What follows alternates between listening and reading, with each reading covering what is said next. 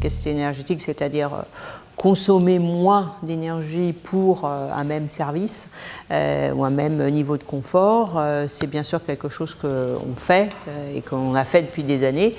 Là, l'idée, c'est d'aller plus loin, notamment pour mettre en œuvre les objectifs du Grenelle qui nécessitent qu'on fasse des progrès et qu'on aille beaucoup plus vite en matière d'efficacité énergétique. Quand on parle d'entreprise, on parle aussi bien d'une multinationale de l'industrie pétrochimique que d'une TPE, voire d'une entreprise unipersonnelle dans le domaine de l'artisanat, ou encore d'entreprises agricoles qui vont de l'exploitation familiale jusque, là encore, une industrie agroalimentaire. L'objectif est donc de parvenir à dégager des propositions par voie de consensus qui soient adaptées à l'ensemble de ces acteurs extrêmement différents. Il faut savoir, et c'est à mon avis tout l'intérêt du sujet, que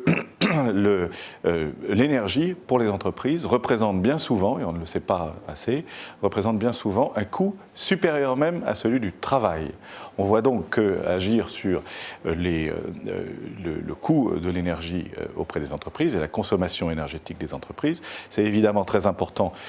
pour leur compétitivité et plus largement pour la compétitivité du pays. Et c'est important aussi en termes environnementaux, en termes de réduction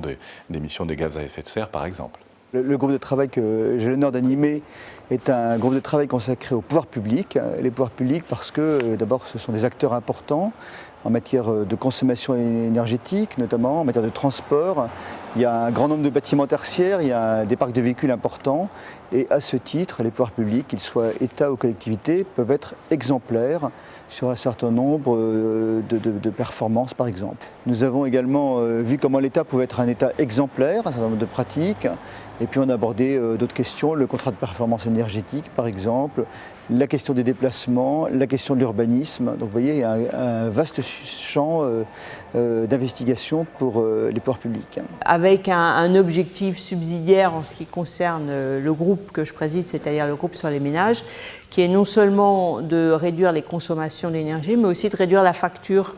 d'énergie,